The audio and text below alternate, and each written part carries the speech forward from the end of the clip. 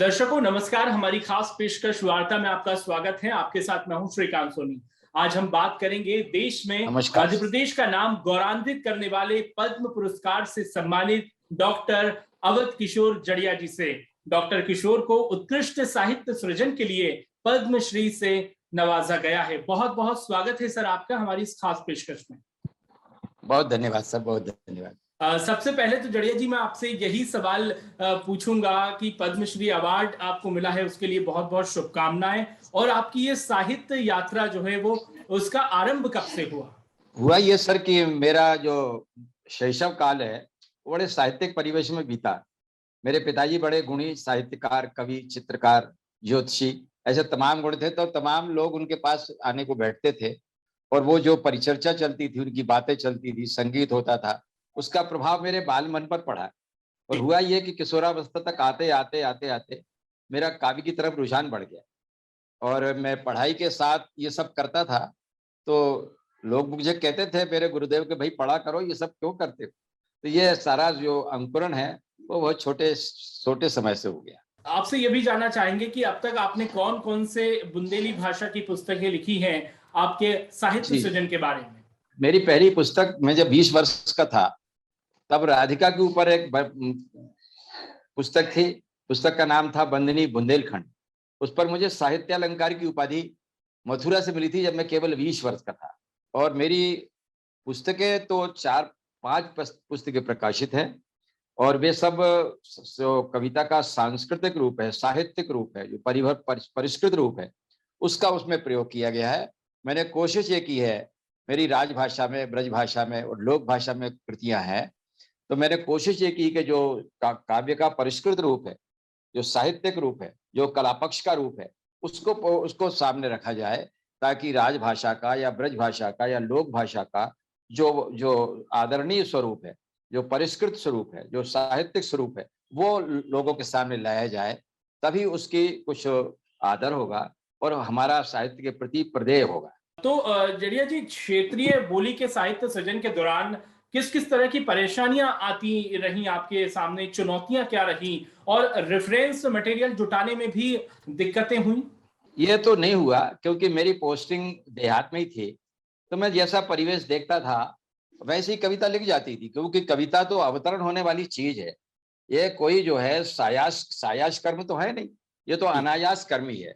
मैं अपने मरीजों को देखता रहता था और कविता आती थी तो लिख देता था। और ये शारदा का ही प्रसाद है, उसने कहा और मैंने लिख दिया। तो ये एक कभी कभी सिंगल अटेम्प्ट में हो जाती थी, फर्स्ट स्ट्रोक में हो जाती थी। तो मुझे ऐसा नहीं लगा कि मुझे कोई बाधा आई है। रहा पर मेरा परिवेश, मेरे परिवार के लोग, मेरे पिताजी, मेरे पत्नी, मेरे बच्चे इतने मेरे लिए अनुकूल थे कि वे सहयोगी किया करते थे। इसलिए मुझे उसमें कोई दिक्कत नहीं आई। मैंने जैसा परिवेश देखा वैसा लिख दिया और उसी तरह से कविता की संरचना होती है। देश में मध्य प्रदेश का नाम आपने गौरवान्वित किया है। किस तरह से देख रहे हैं प्रदेश, किस तरह से परिवर्तन के दौर से गुजर रहा है? जी, जी, बिल्कुल, बिल्कुल। ये वाक़ई में जो है अप्रत्याशित है। और जो आज की भारत सरकार ने जो अवार्डीज़ को चुना है, मुझे लगता है कि उनने निरपेक्ष रूप से जाने कहाँ-कहाँ से लोगों को चुना, उसमें पूरी पारदर्शिता रही। और जैसे मैं ही बहुत पेरिफेरल विलेजेस में रहा, मैं देहात में ही मेरा काम था और वहाँ से मुझे लगा, कभी-कभी मैं अपनी कविता पढ़ता था तो मुझे लगता था कि यार क्या बढ़िया कविता है, लेकिन मुझे लगता था कि इसका मूल्यांकन कैसे होगा। पर भारत सरकार ने ये सब किया और मुझे लगा कि नहीं, साहित्य अगर लिखा जाएगा तो उसका मूल्यांकन भी हो जाएगा। कहते हैं ना, काले फलति बीजा नाम, बीज कभी डलता है और समय पाके वो पल्लवित, पुष्पित और फलित होता है। तो ये सब हुआ और इसके लिए मैं ये मानता हूँ कि शारदा का प्रकाश प्रसाद है, ये पूरे भाषा का सम्मान है, ये बुंदेलखंड का सम्मान है, ये मध्य प्रदेश का सम्मान है। बिल्कुल बिल्कुल। और जिस तरह से प्रदेश हर क्षेत्र में आज तरक्की कर रहे हैं, हमारे युवा, हमारा साहित्य को भी लोग अब जानने लगे हैं, तो निरंतर जो मध्य प्रदेश है वो एक अलग ही जी, जी। छवि देश के सामने अब रख रहा है अपनी। बिल्कुल, बिल्कुल, आपका कहना बिल्कुल सही है।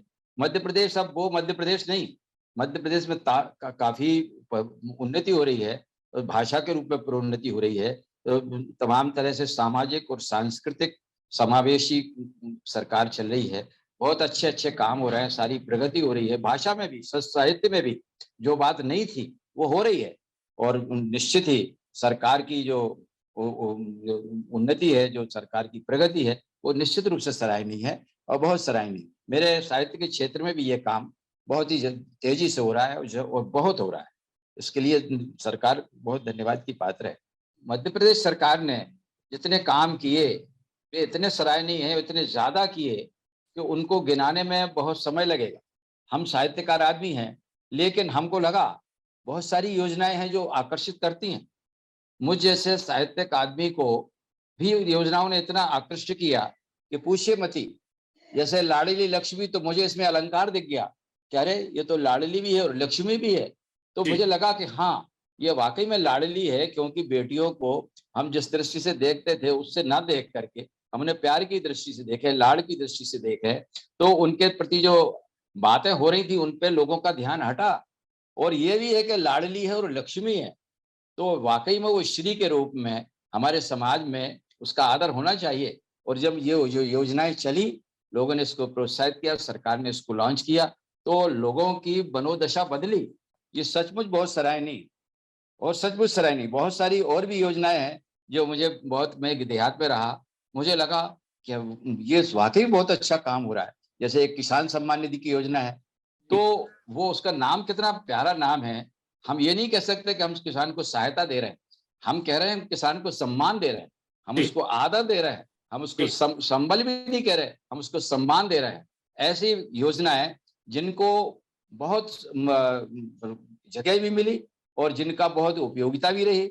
अब कोरोना काल में इनका जो संबल हुआ, इनसे जो लोगों को आसरा मिला, वो बहुत बेजोड़ है, बहुत सराहनीय है। उसी तरह से हमारे मुख्यमंत्री की किसान कल्याण योजना है, वो भी उसके पैरेलल है।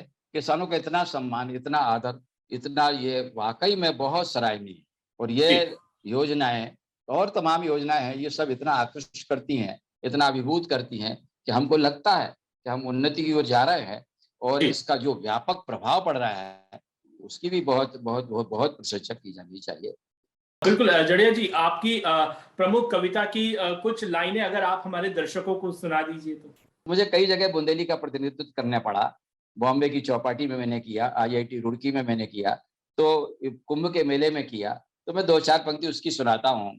हम कवि बुंदेली वाणी के, हम कवि बुंदेली वाणी के, झांसी के रानी के, हम कवि बुंदेली वाणी के, छत्रसाल धरती के हीरा। आपको मालूम है महाकवि भूषण की पालकी आ रही थी, तो छत्रसाल ने कहारों को हटा के अपना कंधा लगाया। इतना सम्मान कवि को किसी क्षेत्र में नहीं मिला। भूषण की पालकी में कंधा लगाने वाला छत्रसाल। छत्रसाल धरती के हीरा, पन्ना के पानी के, हम कवि बुंदेली वाणी के, हम कवि झांसी की रानी के, हम कवि झांसी की रानी के। बहुत अद्भुत। आखिरी सवाल मैं आपसे यही पूछूंगा कि जो मध्य प्रदेश के हमारे युवा हैं, जो यंगस्टर हैं, वो अगर साहित्य के क्षेत्र में अपना नाम कमाना चाहते हैं, मध्य प्रदेश का नाम गौरवान्वित करना चाहते हैं, उनके लिए आप क्या सुझाव देंगे?